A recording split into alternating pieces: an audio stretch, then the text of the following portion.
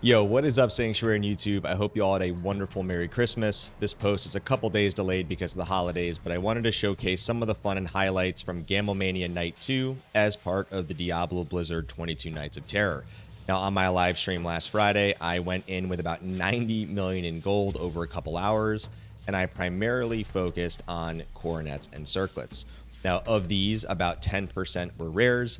I'm going to showcase to you some of what I kept, some of the close yet so far, and if you want to see additional rips, I will have my Twitch highlights linked below, and I encourage you to go check them out. So let's first start with some of what we kept. So kicking it off, this was easily for me the find of the night. Yes, it's not trophy tier. It certainly didn't get the 2 sockets, but always cute to get a 230-20. While Sins, of course, can balance burst of speed and fade. This is a very usable circlet for sure. Obviously, if you put a hole punch in it, the repair affix is a bit of a waste, but at least in my opinion, this was probably the highest caliber of the night that I found.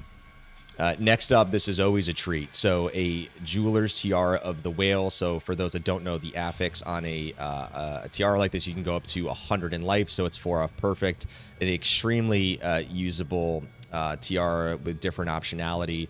A lot of times you'll find with both bow and Jabazons, they prefer the 30% faster run walk with your open socket. But this is definitely something that I'll be able to most likely sell on Tradery or use in some capacity. But definitely one of the better magics that we found. Transitioning up here, this is one of the cute ones of the night, right? So it's interesting, right? You have the dual leech affixes on this. You obviously have the all res, which is a plus. It's 1 off perfect, as you can get up to 60% as a single resist in addition to the all resistance. Too bad it wasn't lightning or fire. But this one is a bit quirky in the sense that obviously if you have a 2-3 primal or a Viso primal, or you have an Ariats, obviously in some cases those are going to be best in slot, but Mana Leech is always something that a lot of melee characters covet, including the Barbarian. And so based on your setup, there definitely could be some interesting slots and how you would plug and play this in. So I thought it was worth highlighting. Definitely keepable in my opinion. Again, I wouldn't classify this as the trophy tier, but fascinating enough. And then closing out with what we kept, this was another interesting magic. So again, as the affixes, this is a perfect 30 resistance chromatic in terms of what you can roll on a circlet. And again, the 100 life, so we are about 9 off. Those that know, if you go to Larzik, you have the potential to get 2 sockets and hole punches. So it's a 50% chance that you can roll 2 sockets. I intend to probably do this. That's why I actually kept it, because if you were to get 2 sockets on this, I think it could be an extremely dangerous circlet, given the fact that you have the perfect resistance, 9 off perfect life, and if you do get 2 hole punches, again, interesting stuff that you can put in. Now shifting over to some of the close yet so far. We have a couple Barbarian circlets to highlight. So this first one here, I thought it was worth highlighting. Again, it's a rip, but look, you got the life leech. It's a little bit low. You have the coveted dexterity for hit points and attack rating, solid life and resistance all the way around. It is enhanced defense, so you can upgrade this a little bit. Again, if you're comparing this to an Ariats or something, it certainly isn't superior to that, but again, it is usable in some circumstances, but I think it just didn't have enough horsepower, so this was a close yet so far. And then transitioning over, a similar circlet, obviously in this case it is the Mana Leech, right, also at 3%, but we have a great stat of 30 strength, a little bit more life, and a little bit less resistance. The mana is completely useless on this, but these were both very similar in capacity. And a lot of Barbarian. Actually rolled a lot of Barbarian staff mods through the night. And then we do have this third one that I did keep. This is one of the earlier circlets that I actually gambled in the evening of the stream. I thought this was really interesting because, again, like if you're not a BVC and you don't have Enigma, you don't really care about the faster cast rate. The faster run walk is always a treat. Obviously, the Barbarian has a natural skill where you can get faster run walk speed, so it isn't completely a necessity. But if you didn't want to put points in there, this is a little bit of a plus. You get the benefit of the Mana Leech, obviously a little bit of life, and the coveted 27 lightning res. By no means is this a legitimate circlet, but again, I thought it was an interesting combination of affixes, but unfortunately close yet so far.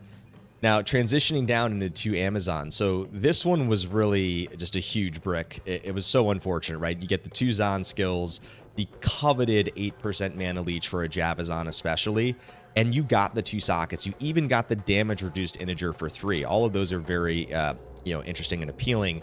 Unfortunately, the attack rating is kind of non-existent on a Zon. Again, it depends what you're doing, but most of you are going to be going, obviously, Lightning Fury, or even in some cases, like Charged Strike Zon. So while the attack rating is kind of nice to have, it's kind of useless. But while this is a close yet so far brick, definitely probably usable to some people, only because you have the 8% mana leech, you do have the 2 sockets, and you did get the staff mods here.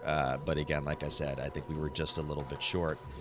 And then transitioning over here, this is very similar to the Barbarian one above, right? Where, again, for most Javazons, I mean, even if you have Enigma, you're not really hitting a lot of those fast cast rate breakpoints just based on the gear and the setup and the framework of Javazon. So a lot of you want the faster run walk, and if you combine this with the faster run walk of a Titans, you can move pretty swiftly.